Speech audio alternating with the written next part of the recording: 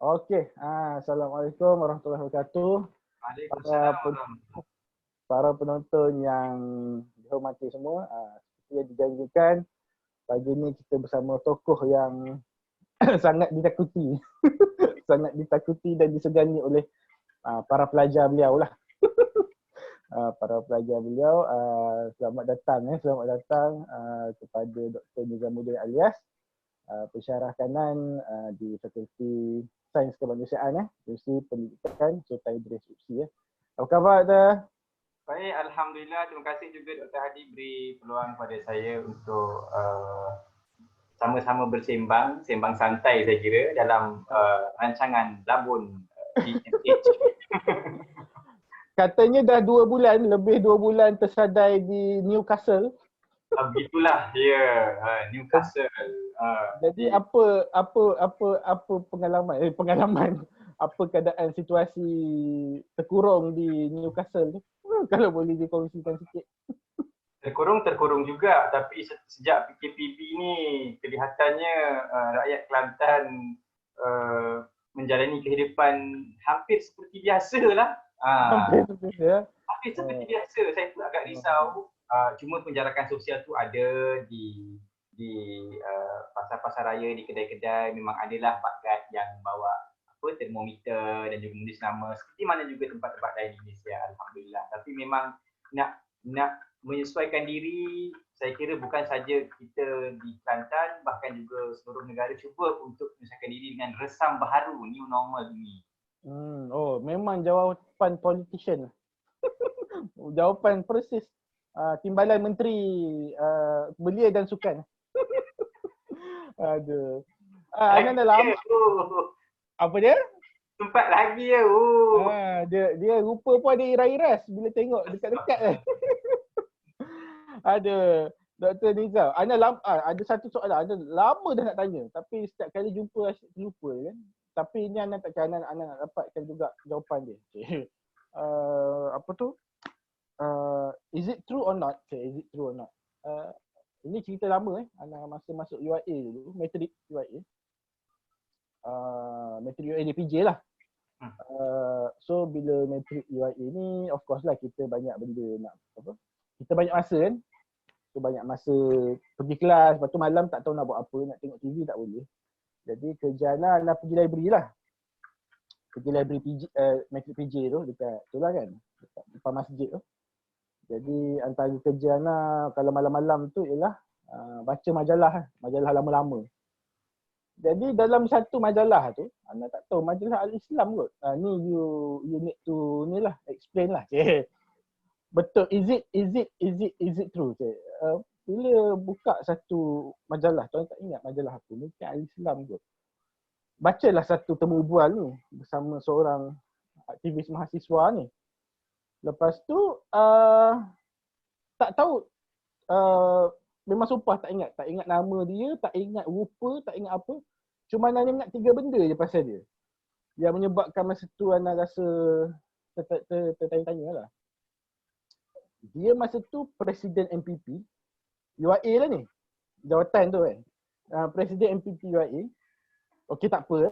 Lepas tu dia sekolah di Kolej Islam Sultan Alam Shah, kisah lah. Lepas tu dia nak ceritanya dia jadi presiden tu, dia bukanlah orang kata seorang yang tokoh berwibawa, suka berpidato ke apa-apa, tak. Maknanya orang cakap dia bukanlah siapa-siapa pun di sekolah dulu. Dia cuma hanyalah presiden kelab bahasa Inggeris kan waktu tu lah. Jadi Ana baca lalu, lepas tu lupa lama kan. Lepas tu bila dah pergi ke main camp, of course lah kita check balik salah silah kan, presiden-presiden asasi kan. Syamsul Iskandar, Nizamuddin, lepas tu bawah tu Haris, Dusuki. Ingat tu. Yeah, kita tengok. Bila tengok profil tu rasanya the one who fits the character atau the profile tu, I think it's only you. So adakah itu is it you in the tak tahu Al-Islam kot? Betul ke? Betul. It was me. Betul. Betul. Allah. 17 tahun punya persoalan. baru-baru ni. Tunjuk. So masa interview tu masa jadi presiden lah. Betul. Okey. Itu memang majalah Al-Islam datang temu bual. Dan sedikit pembetulan fakta Dr. Hadi tadi, saya cuma setiausaha Persatuan Bahasa Inggeris ketika di Kolej Islam dan hanya seorang AJK Biro Penerbitan Badar. Saya bukan siapa-siapa, saya bukan Esko Badar, saya juga bukan ketua pelajar. Jauh sekali ketua umum atau timbalan ketua umum. Itu yang menarik tu. Sebabnya memang menarik lah. Macam mana? Because I can relate it to myself lah. Saya can relate it to myself. Apabila di sekolah yang berpuaka tu, sekolah lama sekolah puaka. Masa tu when I read that article, rasa bukan rasa kagum. Kagum sebab selama ni kita baca mahasiswa maknanya sejak dari bakat dari bangku sekolah rendah lagi sudah pandai berpidato apa semua, tapi when I read that article maknanya nak tunjuk, of course lah bila baca budak kisah kan, kita pun rasa bangga tak pasal kan. Super senior kan. Tapi nak kata ada je yang macam nobody lah. At least you ada jawatan. Macam saya ni memang langsung tak ada. I have memang nobody. Cikgu pun tak ingat. Cikgu pun tak kenal. Tapi yet bila you masuk UIA for some reason which you need to explain also lah. One after another boleh jadi presiden asasi kan. Jadi macam apa sebenarnya yang berlaku lah, ke ini adalah sindrom orang panggil apa, late boomers yang orang panggil. Maknanya dia masa sekolah tak ada apa-apa, tapi somehow bila ni jadi, yelah kalau jadi presiden asasi, jadi YB, jadi menteri, jadi apa kan. Padahal masa sekolah kita tak adalah apa-apa sangat pun kan. Saya setuju. Mungkin kita boleh katakan ini late bloomer lah. Jadi dari segi perkembangan diri, siapa-siapa pun saya fikir ada potensi. Tinggal bagaimana saja individu tersebut atau orang sekelilingnya, sama ada kawan-kawan, ibu bapa atau guru atau mungkin juga senior-senior tahu apakah dia potensi atau bakat terpendam dan terendam yang ada pada individu itu. Dan bila sampai masa yang tepat, dia akan bloom. Belum.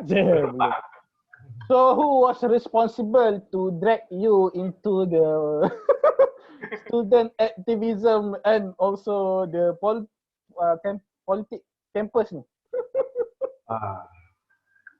Susah nak jawab soalan ni. Kalau dia akan menenggelamkan tajuk hari ni. Tak apa, tajuk tu kita boleh buat part 2 lah.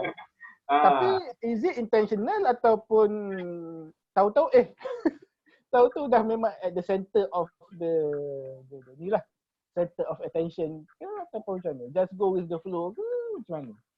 Betulnya ia bukan dirancang-rancang, ia hanya berlaku secara kebetulan. Dan ketika saya berada di UIA, saya fikir peluang tu datang satu persatu dan through circumstances, unplanned circumstances saya fikir, kalau dengan izin, saya bermula sebagai Presiden Matriculation Students Coordination Council pada tahun 2 matrikulasi. Lepas tu pergi ke kampus Indo. Tahun pertama tu tak ada apalah. Tahun kedua ada pilihan raya Persatuan Undang-Undang. Saya masuk bertanding bersama kawan-kawan, kami ada grup kami. Dan jemaah kami, jemaah kami. Dan ditakdirkan pasukan kami menang untuk pertama kalinya. Menewaskan pihak yang lagi satu. Dan cakap-cakap selepas kami menang pilihan raya Law Society atau undang-undang itu, katanya nama kami semua dihantar kepada Presiden UIA ketika itu, iaitu Datuk Seri Anwar Ibrahim katanya. Dan kami menjadi perhatian.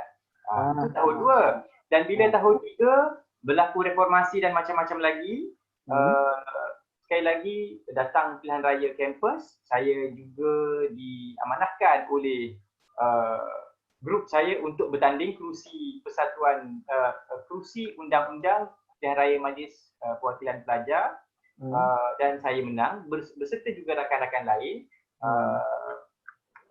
Dan kalau ikutkan hati, saya sebab dah 2 kali jadi presiden, satu masa matrikulasi dan satu presiden persatuan undang-undang. Saya kata bagi orang lain lah jadi presiden. Cukuplah saya dah 2 kali. Buat apa saya nak jadi presiden 3 kali? Bagilah saya esko PR je, itu pun dah cukup. Kita bantu-bantulah kawan-kawan kan. Tapi keputusan jemaah ketika itu, keputusan grup saya, Intan Nizamuddin, Intan kena jadi presiden. Sebagai ahli yang maat dan beri walau kepada pimpinan, bertaatan. Maka jadilah saya presiden untuk ketiga kalinya. Jadi kadang-kadang kalau kita nak sembang sikit ataupun macam nak cucuk-cucuk sikit, pelajar-pelajar dalam gerakan mahasiswa yang sekarang-sekarang ni, kalau mereka nampak macam tak ketahuan, tak tahu masa, saya bolehlah macam memberi galakan. Saya kata tak ada orang dalam batch saya masuk pilihan raya 3 kali, menang kesemuanya dan jadi presiden untuk ketiga kalinya. Jadi kalau saya boleh buat, takkan awak tak boleh buat. Takat jadi presiden, takat jadi esko ni. Betul kan, masa menang tu, presiden tu, I think I remember quite clearly, keluar muka depan Harakah kan? Rasanya keluar muka depan Harakah tak silap. Masa tu saya, I think I was form 2, tapi keluar muka depan Harakah, tajuk dia, Wufi Sapu Bersih UIA, something like that lah. So kita menang besar atau sapu bersih lah, something like that lah. Dia kurang lah. Benda tu as a lah budak lagi kan, masa tu form 2, orang kata nangoy-nangoy kan. Sebenarnya UIA ni sangat apa? You lah, not you personally lah, tapi to relate with my experience nak cerita, satunya ialah UIA tu dekat dengan rumah, and then I think masa reformasi tu, of course lah, reformasi ada satu malam tu, ini masa Convest lah, I think 99 lah, or end of 98. Convest ada satu debat tau, program debat yang kononnya dianjurkan lah. Asalnya kata nak menampilkan Ketua Pemuda PAS waktu tu lah, Mahfuz Omar, and then ada pemuda UMNO apa tak, I'm not sure lah. Tapi last minute macam nama Mahfuz tu tak ada, tapi dia orang still carry on juga dengan debat tu dekat main auditorium dekat Gombak kan. So I went there. Tengoklah Ustaz Idris buat dia hambat. Masa tu dia Ketua Pemuda PAS.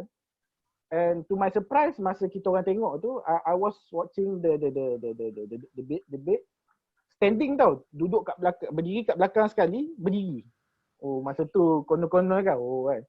Lepas tu, to my surprise, someone stood beside me, berdiri sebelah kan. Bila tengok sebelah, rupanya Mahfuz Omar. Maknanya he attended that ni. Lepas tu masa tu rasa macam, kan masa tu reformasi kan dengan kena tindas, kena tekan media pun semua kan.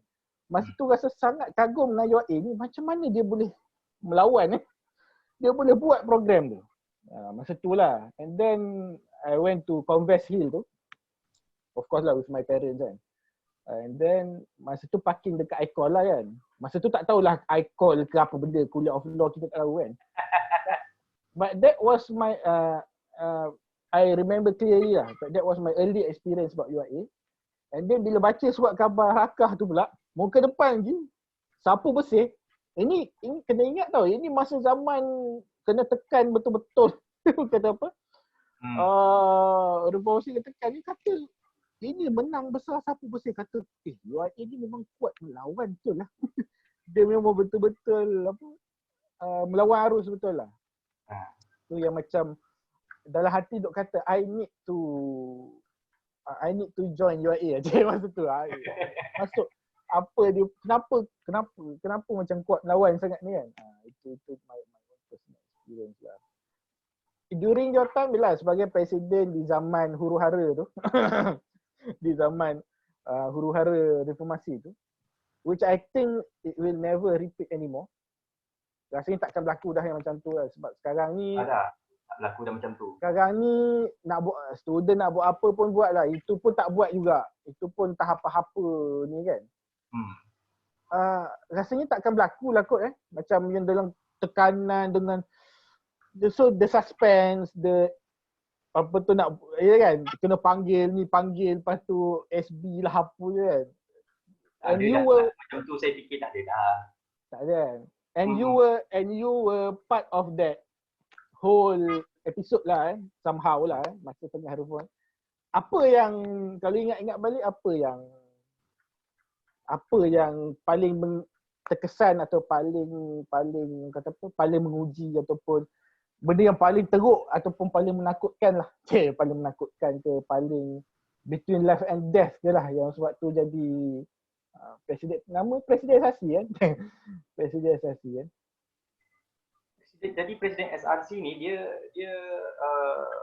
kalau boleh saya luruskan sedikit fakta, dia tak adalah macam ada death experience ke ataupun yang sangat genting. Saya fikir dia macam satu perlumbaan maraton. Okey.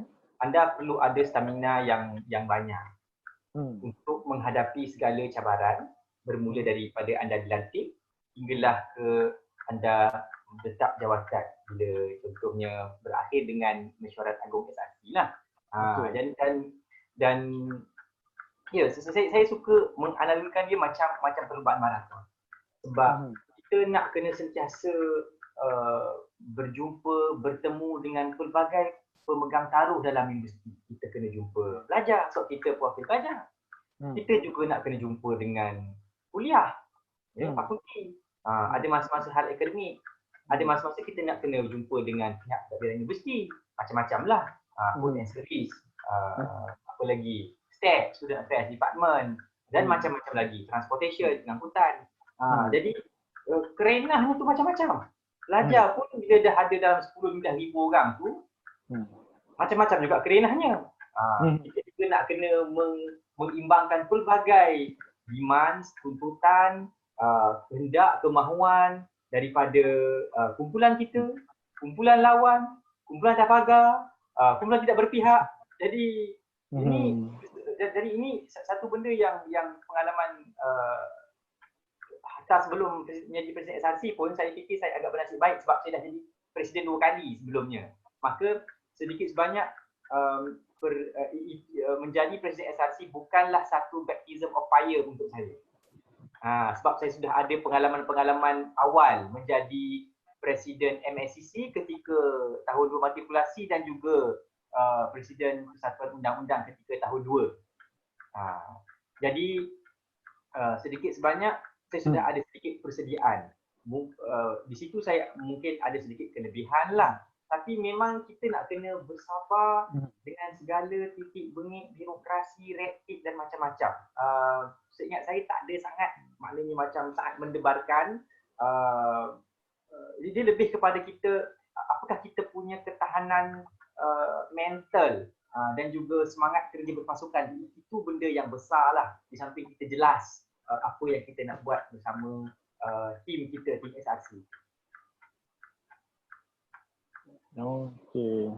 Masa tu tak ialah bahang tu tak rasa ialah presiden kena buang, deputy director masuk ISA kan.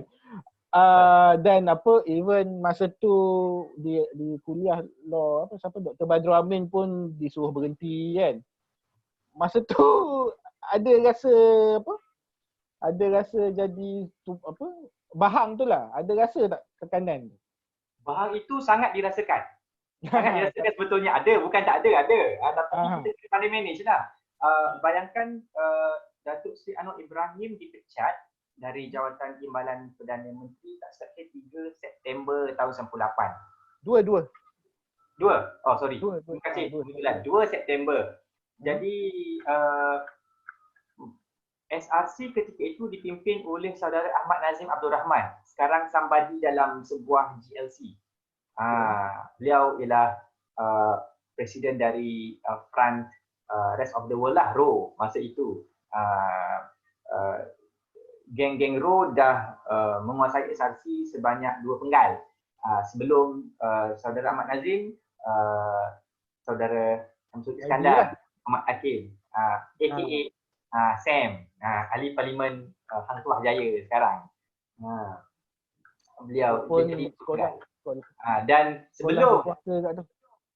sebelum sebelum YB Syamsul Iskandar ialah Dr. Haki Yusof, pensyarah UTM.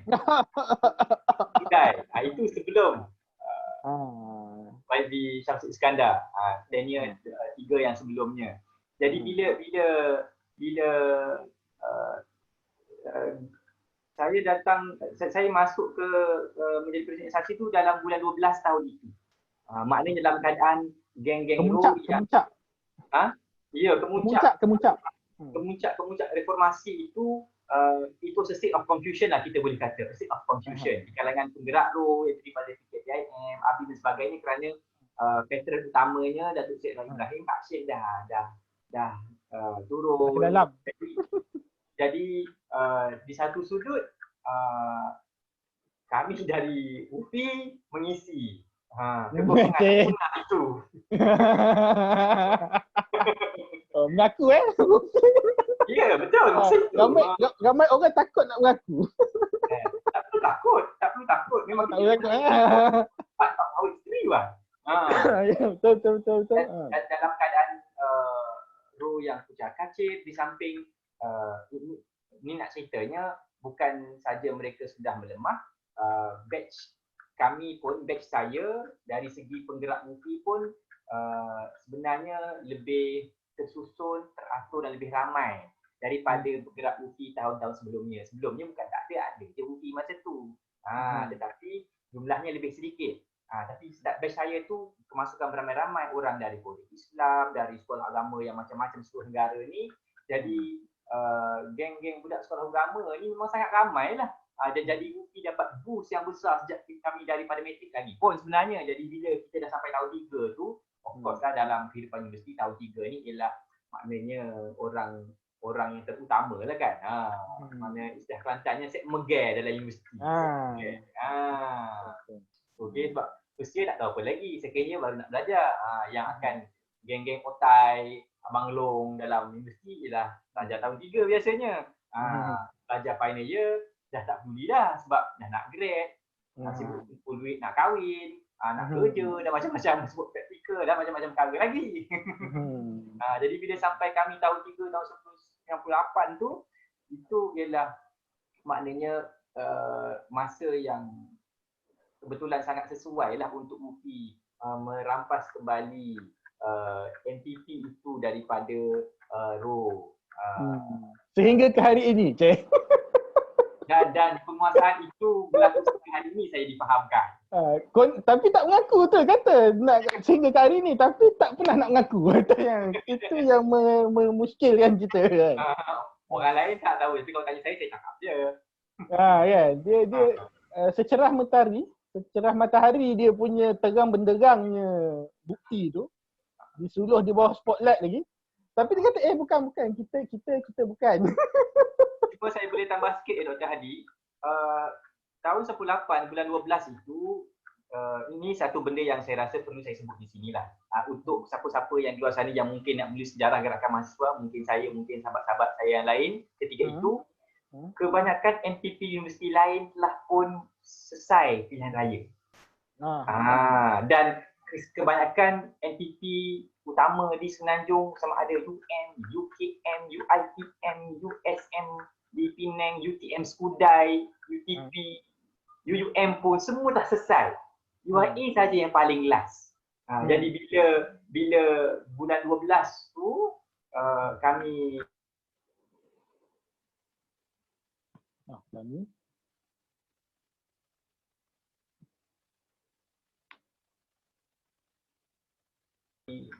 bila UIA buat pilihan raya Jemaah Islam kampus ni. Di semua kampus Islam tu. Apa tu? Itu I think itu punca yang front page Syarakah tu sebab semua dah selesai. Itu yang sapu bersih tu. Itu dia punya ni. Masa tu lah apa tu Ana personally kenal nama Nizamuddin Alias tau. Sebab muka keluar depan kan. Muka semua yang benar-benar tu kan. Masa so you imagine masa tu apa tu nama apa ni Nizamuddin Alias tu maknanya dah masa masuk UIA tu masa masuk main camp tu dah dengar dah nama Nizamuddin Alias ni, Presiden SRC masa tu. Lepas tu bila ambil constitutional law dengan Prof Aziz Bari waktu tu, tengok Twitter tu ialah makhluk yang makhluk dia ni. Jadi it was a perfect lah. Dan ni satu nak cerita lah my own ni Banyak faktor I think pernah share sebelum ni masuk UIA lah sebab benda tu, sebab nak belajar law. But I remember one of the strongest factor juga why I nak masuk UIA is because of Dr. Aziz Bari lah. Sebab apa? Masa 99, 98 tu I get to know him because of his writings. Dalam dia menulis masa ada satu majalah Karang Craft eksklusif. Kalau ingat lagi lah. Eksklusif ni konon-konon nak jadi alternatif. Eksklusif surat khabar kot. Surat khabar ni. Eksklusif surat khabar. Konon-konon dia macam nak rival Harakah lah. Kan? Eksklusif ni kan. Dia cuba bagi liputan politik. So dalam tu Dr. Aziz Bari menulis. Kan? Jadi masa tu kita baca tak faham sangat lah kan budak form 2, form 1, form 2 kan. Tapi itu adalah usaha terawal dia untuk merakyatkan lah kot merakyatkan perlembagaan dan dia share ni lah apa-apa isu lah, banyak isu waktu tu. Dan dia juga if I remember correctly, dia juga yang mungkin orang pertama yang melawan naratif PAS waktu tu. Yang PAS kata Malaysia ni negara sekular. Ingat tak dulu? Kan dia kata apa, semua orang katalah Malaysia ni negara sekular lah, apa benda Lord Reid lah, perlembagaan penjajah apa semua kan. Tapi Dr. Aziz Bari yang kata dia melawan arus dan dia kata no, Malaysia ni ialah negara hybrid, perlembagaan bagi kedudukan Islam yang sepatutnya kepada Islam ni. So masa budak form 2 dengar Dr. Aziz Bari masa tu dia pernah bagi talk tau, dia pernah bentang kertas kerja dekat satu masjid dekat Taman Seri Rampai, Masjid Abu Ubaidah dekat Setapak Jaya. Dia bentang dia pernah dekat masjid ya? Kat masjid. And if you browse through his CV, ada benda tu. I pernah tengok CV dia pernah tu 98 or 99. Dia pernah bentang kertas kerja Malaysia sebagai sebuah negara dia tentulah Malaysia negara sekular, tanda soal macam itulah. Then when I attended, I bayangkan form 2 ni, form 2 or form 1 pergi dengar dia cerita pasal Malaysia negara Islam atau bukan. Of course lah dia ceritalah ingat artikel 3, artikel disebutlah apa semua kan. Tapi conclusion dia ialah yang kata, orang yang kata Malaysia ni negara sekular ialah satu pandangan yang salah, yang terpesong, yang tak boleh berdasarkan fakta, berdasarkan sejarah apa benda semua. Islam ni ada kedudukan semua kan. Kata, bayangkan waktu tu semua orang kata Malaysia ni negara sekular, Harakah pun kata macam tu.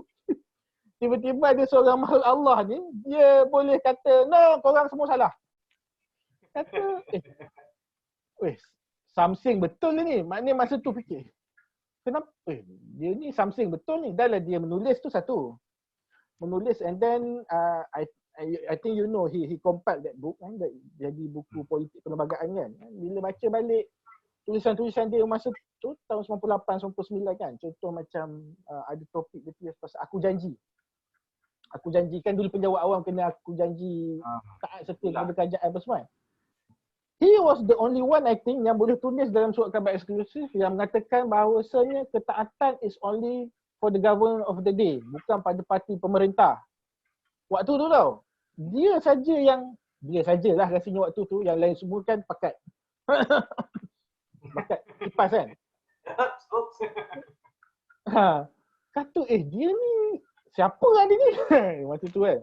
Siapa ada ni macam dia boleh cakap benda-benda macam ni kan. And true enough lah bila masuk tu dapat belajar konsti dengan dia, dapat pula Twitter macam ni. So I think itu kenangan yang sangat kata apa, puas hatilah. Puas hati dengan itulah dapat belajar dengan tu. And I remember I ask you dalam kelas sebab ingat cerita negara sekular ni. So masa tu teringin sangat nak tanya. Dah simpan berapa tahun ni? Dah 4-5 tahun simpan soalan ni kan. Dah 5 tahun simpan soalan ni. And you also the one who bagi tahu yang Malaysia ni bukan negara sekular, Malaysia ni semua kan. Kita Islam ada position dia, artikel 3, artikel 11, artikel kan. Itu jelas dalam perlembagaan, siapa sebut ni. And then I ask you, tak tahu you ingat ke tak lah soalan ni, but I ask you in the tutorial lah. Memang tak ingat. Tanya, tapi bukan ke Tunku Abdul Rahman, those our forefathers kan? Kan dia orang sebut, even sebut dalam parlimen lagi, dalam Dewan Rakyat lagi, kata Malaysia is a secular state kan. Macam mana you nak deny benda tu? Datang daripada Perdana Menteri kan? But I remember you answered very, orang kata apa? Orang kata pendek je you answer. You jawab very very short, tapi itu memberi satu perspektif yang okey. Ingat tak apa yang Dr. Nizam jawab? Tak ingat Tak ingat, mohon maaf. I'll really appreciate if you can mention me what was my answer back then. You answered to me. Ini advertim Itu orang politik jawab. Kan? That was your answer. Yeah. Itu orang politik. Bila you jawab macam tu, then macam then sebab kita selama ni kita baca benda, kalau hitam-hitam lah kan, kalau putih-putih lah kan. But when you said that itu orang politik jawab, then yelah orang politik ni tak boleh nak pakai, yelah kan, dia ada sebab kenapa dia perlu cakap macam tu dan sama ada dia faham atau tak apa. Jadi okay, masa tu dapat satu revelation lah. Revelation macam Alhamdulillah. Revelation. Jadi itu yang apa, kata apa, satu personal, my personal punya journey tu sangat berkait rapat lah dengan benda tu lah. Itu yang kata bila belajar tu is then I understand why lah, kenapa benda itu jadi sebegitu lah Dr. Aziz Bahri dengan itu kan. Alhamdulillah. Memang pun orang politik mereka dalam konteks kita pun, hatta di mana-mana dalam yang mengamalkan sistem demokrasi berparlimen ala Westminster, memang yang mereka boleh berkata macam-macam, tapi kita sebagai rakyat, sebagai ahli akademik kena cermatlah dalam menanggapi serta memerhati apa yang mereka katakan.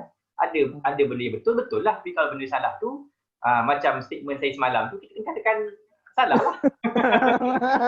Tapi kita simpan dulu, kita orang kata tak keluar lagi pun. Kita akan ke tajuk itulah. Tapi I really miss that apa tu, ialah based on apa yang saya cerita ni kan, waktu itu 20 years ago, perasan atau tak akademik ataupun ialah tokoh akademik yang sebegitu dalam keadaan environment yang sebegitu dah tak ada lah. So zaman tu sudah berlalu lah. Even yang sekarang ni kalau kita tengok pun the so-called pakar-pakar perlembagaan ni kadang-kadang lebih lah dia punya ni lebih teruk daripada Cyber Troopers. Dia punya memberi pandangan dia pandangan dia yang kadang-kadang tak betul. Tapi kadang-kadang dia bagi pandangan tu yang orang biasa pun mempertikaikan ya. Jadi itu yang macam agak dia punya keadaan tu dah tak sama dah lah macam dulu. Betul, dah tak sama. Dah tak sama. My own observation lah. Dia punya hype dia tu masa tu kan. Rasanya tak ada, tak tahulah adakah ia memberi kesan sama seperti zaman itu memberi kesan kepada saya 20 years ago untuk belajar undang-undang, untuk memahami perlembagaan. Tak tahulah sekarang ni budak-budak tergerak belajar tu untuk apa. Kan? Waktu tu banyak faktor. Wah, reformasinya, lepas tu dengan saya pernah cerita kan dengan perkataan-perkataan jargon-jargon yang kita tak faham, habeas corpus lah, malah fide lah, kata kita geram apa benda dia orang ni bercakap, aku tak faham lah kata. So sebab tu masa tu I bertekad kena masuk UiA, kena belajar undang-undang kan. So tapi tak tahulah sekarang ni apa apa orang sekarang, budak-budak sekarang ni apa yang dia orang ni kan. Sebab tak ada pandangan yang kontra macam tu dah tak ada dah. Pandangan yang menongkar arus tu dah tak ada dah. Semua tenigam lah. Di satu sudut generasi saya, generasi anda ketika itu kita dibentuk oleh suatu situasi semasa. Situasi semasa itu sangat keadaan politik negara ketika itu panas dengan pelbagai isu. Maka sedikit sebanyak kita akan terkesan. Dan nak tak nak generasi mahasiswa ketika itu akan dibentuklah oleh suasana itu. Persoalan timbul, apakah generasi mahasiswa sekarang juga mempunyai ruang dan peluang begitu? Memanglah kita tak boleh nak mengulang itu yang lampau bukan, tapi sebenarnya pada saya lah sangat tergantung kepada diri mahasiswa atau gerakan mahasiswa itu sendiri. Macam mana mereka mahu memposisikan tindakan mereka. Kalau betul mereka mahu jadi mahasiswa yang juru bicara masyarakat, sebenarnya ruang peluang itu lah ada sebetulnya. Ditambah pula ketika pertukaran kerajaan 2018, kerajaan pemerintah, kita lihat di sana ada ruang-ruang penambahbaikan dari segi pergerakan mahasiswa. Banyak kelonggaran diberikan. Kita tak pastilah apakah gerakan mahasiswa ketika itu dan sekarang mengambil peluang itu. Sekarang bertukar pula kerajaan baru-baru ini pada Februari, kerajaan Perikatan Nasional dah datang benda macam ni pula, jadi kita pun sukar untuk mencerap lah bagaimana gerakan mahasiswa tu memposisikan dirinya. But you know the answer, right? Memang tak ada posisi. I talk to one of the apa tu nak sebut, kalau sebut nama ni, jawatan ni automatically orang tahulah, tapi jawatan itu macam TNC lah. TNC di UiA. Sebut dia. He confessed to me, our friend lah ni, fellow friend. Dia pun kecewa dengan apa, mahasiswa ni dia dah tak idealisme tu dah tak ada dan tak tahu nak buat apa, walaupun jalan terbentang luas, walaupun you boleh panggil siapa-siapa saja yang nak panggil datang ke kampus untuk wacana untuk apa, but for the past 22 months almost nothing happen. Almost nothing. So kita tu tunggu-tunggu kan nak masuk, contohlah nak masuk UiA, nak masuk UKM macam dulu-dulu, ada perdebatan, ada adakah Malaysia ini ke arah mana, adakah Malaysia ni menafikan apa Islam ke mana arah tuju Islam, apa something wacana macam tu tak ada juga kan. Nak kata ke mana arah undang-undang Islam kan, apa ke arah undang-undang Islam, pemekasan undang-undang Islam di zaman Malaysia baru, tak ada siapa buat juga. Jadi macam of course politicians busy with their loot lah kan. Betul, ahli politik akan sentiasa ada agendanya dan parti-parti politik pun sebetulnya akan ada juga peran-perannya di kampus. Tapi saya fikir sebetulnya masih lagi ada ruang untuk mahasiswa ini bergerak. Tinggal saja mereka kreatif tak kreatif, berani tak berani saja. Tapi sebetulnya Dr. Hadi, bila kita bercakap tentang gerakan mahasiswa ni, sebagai aktivis lah, pernah menjadi aktivis dahulu, kalau kita lihat 100 orang pelajar universiti, kalau kita buat secara analogi 100 orang yang terlibat dengan segala kegiatan gerakan mahasiswa, persatuan, program aktiviti ni tak sampai 50% pun. Kalau 100 orang tu hanya 40 orang aja. Lagi 60 orang tu akan buat hal masing-masing. Sebab yang tergambar, yang terbayang, yang objektif besar yang mereka mahu ialah nak habis cepat, nak grad cepat, nak kerja dan ada perancangan-perancangan lain lah. Nak nikah. Nak nikah dan macam-macam perkara lagi lah. Itu natural.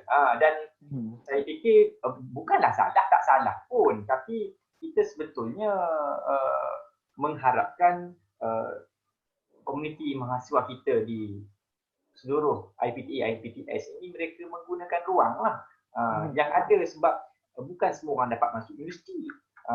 Betul. Universiti tidak menjamin pekerjaan bila anda keluar. Sebelum ijazah itu pun tidak menjamin pekerjaan selepas anda keluar. Tetapi universiti memberi anda peluang untuk mendapatkan ilmu secara teratur dan terancang serta kebolehan menakul. Jadi berdasarkan apa sahaja jurusan yang mereka ambil itu, diharapkan ia dapat menjadi bekalan mereka pada hari muka.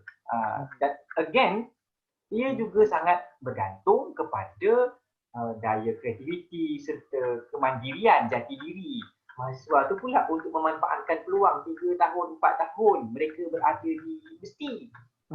Kalau kerjanya hanya pergi kuliah, balik kuliah, main game itu saja macam tu, tak manalah. Padahal macam-macam perkara awak boleh buat. Kalau mereka sebagai mahasiswa, sama ada siswa atau siswi, sebetulnya macam-macam perkara. Dan jika mereka isi betul-betul, saya fikir sekalipun orang tu contohnya lah ijazah katalah ilmu wahyu. Kalau lepas tu dia kerja sebagai pengusaha contohnya, pengusaha barang-barang perubatan yang ke hospital pun pada saya tak salah. Sebab bila orang tu bergraduat dengan ilmu wahyu, tak kisahlah fiqh sunnah ke, fiqh usul fiqh ke, Quran sunnah ke, atau comparative religion sekalipun, semestinya orang tu akan jadi ustaz atau ustazah. Macam saya biasa cakap kepada pelajar saya pun, nama pun degree itu ijazah. Ijazah tu dari perkataan bahasa Arab apa? Ajazah yujizu ijazatan. Benda mengharuskan, lesen sebenarnya. Awak keluar hidup ke masyarakat, terjun ke masyarakat dan membuat kerja-kerja atau sebarang tugas yang memberi manfaat bukan saja pada diri sendiri, bahkan juga pada masyarakat. Dan tak semestinya dalam bidang awak pun. Ada ramai kawan saya buat law jadi agent insurans, ada tu buat dulu ni HS, lepas tu jadi pengusaha barang perubatan itulah. Dan macam-macam lagi lah. Nak ceritanya itu perkara yang saya fikir mesti diberi faham kepada generasi muda kita yang masuk universiti. Siapa yang nak bagi faham tu? Kami kawan bicara lah. Macam kelas saya memang saya cakap, sama ada dalam kelas ataupun perjumpaan secara pribadi, mana-mana pelajar yang datang jumpa tu, kita cakap.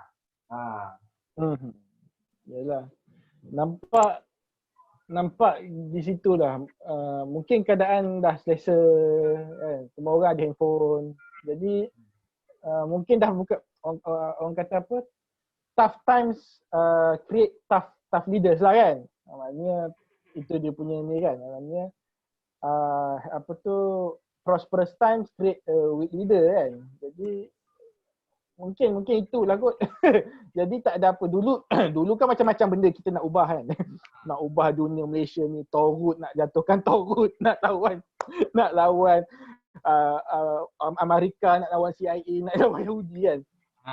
Sekarang tu naratif tu dah tak, walaupun lah dari segi politik orang kata Islam tergugat, itu biasalah. Skrip zaman berzaman lah. Tapi dari segi kita punya bangun pagi ke sana ke sini apa sebenarnya dah tak ada apa-apa kekangan apa dah kan. Tak ada dah dulu nak meeting bawah tanah. Tak ada dah benda tu. Nak buat apa buat je sekarang kan. Tapi irony-nya masa semua benda boleh buat sekarang tak buat juga. Dulu masa sekat macam-macam benda nak buat kan. Nak benda ni kan. Itu yang tak tahulah, itu yang apa, persoalan yang tertanya-tanya lah, adakah budak-budak sekarang basically mak bapak dah semakin selesa, dah senang, dah boleh bagi macam-macam, jadi budak-budak pun even sekarang pun budak-budak semua orang dah pakai tudung, semua orang dah pergi usrah, semua orang dah pandai baca Quran, semua orang dah semayang, jadi kita nak buat apa lagi ya? Kan? Dia punya ni kan. Kita dah pandai jargon-jargon apa tu tazkirah, apa tu perkataan-perkataan yang apa iftar, perkataan Arabik ni semua dah menjadi sebahagian daripada kita punya ni. Jadi untuk apa lagi ya? Mungkin nampak di situ lah kot. Nampak di situ dia punya cabaran ni. Dia punya itulah. Rasanya lah. Itu observation lah. Banyak cepat yang masa berubah. Dulu rasa time change, people change. Keadaan dah tak sama. Okey lah, ni dah sejam lah ni. Belum masuk lagi tu cerita CIA ni. Itulah astagfirullahalazim macam mana ni. Okey, last soalan sebelum ini part 1 lah nanti yang tu kita sambung part 2 lah. Okey lah, you dengan all those kemasyhuran dan juga kemegahan sebagai pimpinan mahasiswa dan juga segala inilah segala pengaruh dan segala apa-apa semua tu lah yang dipuja-puji oleh sisters in Islam kan, menjadi pujaan kan. But you personally as a person untuk to develop yourself untuk jadi apa, to make a living lah lepas grad tu, you chambering jadi lawyer, lepas tu jadi tutor, lepas tu jadi apa, masuk bank pula kejap. Saya bergraduat dengan ijazah sarjana muda undang-undang tahun 2000. Jadi saya class of 2000 lah. Kami lah batch pertama yang bergraduat di CAC. Masa tu tak nama CAC lagi, namanya kami panggil Great Hall. Kami batch yang pertama. Sangat bangga lah sebetulnya. Tidak seperti majoriti kawan-kawan lain, saya menyambung degree kedua, syariah LLBS. Jadi untuk kali keduanya saya bergraduat tahun 2001. Jadi ada double degree lah. Saya mula chambering tu di saat rakan-rakan batch saya tu dah kebanyakannya dah habis chambering. Jadi habis syariah tu terus, habis LBS terus saya buat chambering di Kuala Lumpur dan tamat chambering Kuala Lumpur, kau tebal juga di Kuala Lumpur di hadapan almarhum Hakim Datuk Faizal Tambici. Lepas tu cari kerja lah sebab nak jadi peguam kan. Tiba-tiba dapat offer jadi peguam di Ketuan Wan Harun Sukri Nordin di Kota Baru.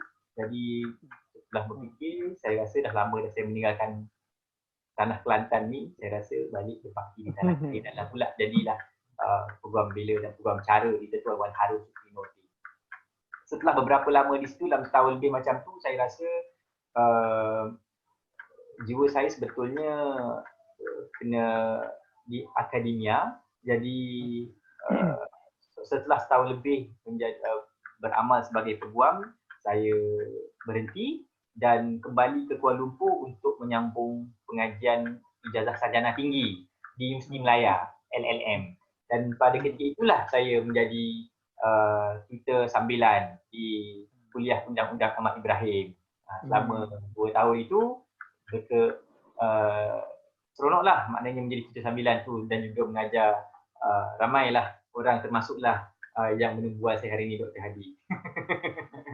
Selesai ijazah sarjana tinggi LLM, masters di UM itu, saya dapat tawaran bekerja sebagai pegawai pengawalan syariah compliance officer di HSBC Amanah. Dan saya masuklah ke dunia perbankan Islam.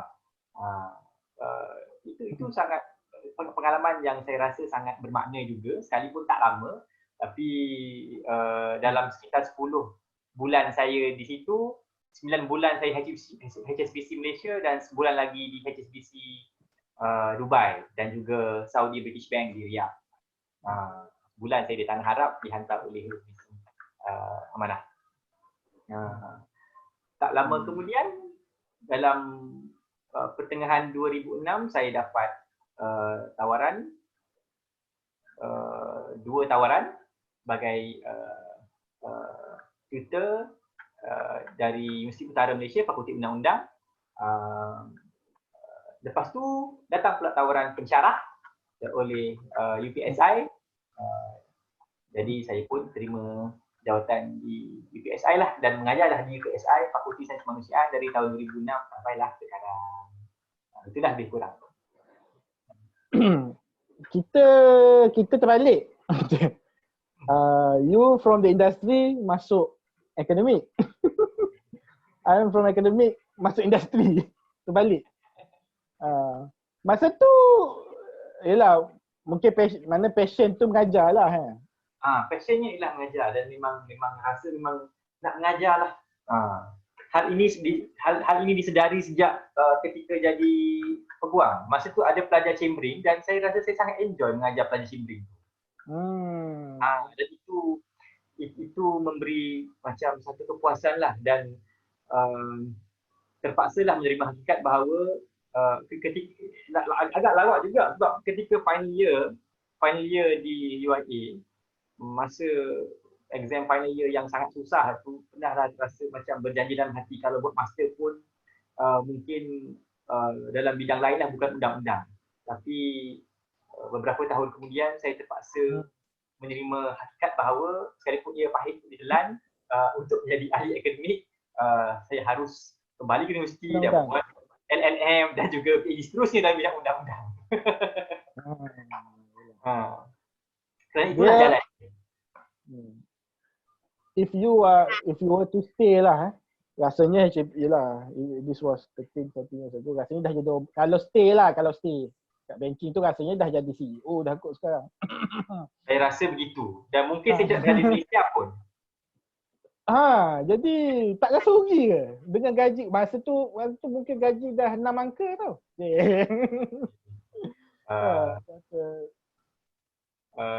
Hati tak duduk kat situ lah. Ya betul. Hatinya tidak di situ. Saya pernah cakap kepada arwah ibu saya, I am like a nightingale in a golden cage. Seperti burung bulbul dalam sangkar emas. Jadi saya rasa saya perlu keluar dari situ. Tapi itu ialah satu pendedahan yang sangat bagus, sangat menarik, dan saya sangat appreciate, sangat menghargai pengalaman 10 bulan dalam dunia perbankan Islam itu.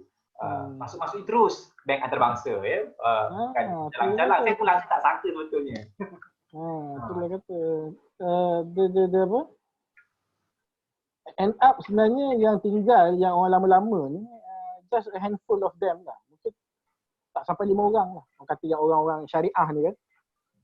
Kita boleh sebut nama lah. Tapi ramai yang orang kata apa, but you for a different reason lah kan, nak jadi lecturer apa semua kan. Tapi ramai yang tak boleh nak cope lah mungkin, ataupun ada different interest lah menyebabkan orang kata apa tak ramai walaupun orang kata ramai yang masuk banking apa semua kan, tapi yang itu tadilah marathon tadilah, dia macam marathon tu yang boleh marathon tu tak ramai. Dia yang sprint tu bukan main lah kan, lompat. Lepas tu dia tak boleh nak carry on lah, ataupun dia dah stagnan. Itu dia punya lah keadaan dia lah. Okey lah kalau macam tu dah sejam ni. I stop the recording. Nanti kita sambung part kedua lah. Lepas ni belum Part dua apa-apa pun. Apa dia? Part 2 tu bila? Hari ni juga atau hari lain? Lepas ni lah. Oh, lepas ni? Oh, okay. Kan ada nak pergi mana-mana. Oh, tak ada. Tak ada lah. Sambung terus lah. Ini belum start lagi. Itulah astagfirullahaladzim, macam mana ni? Start pun belum lagi. Kata memang tak habis. Okay, tak apa. I stop the recording first. Okay, alright.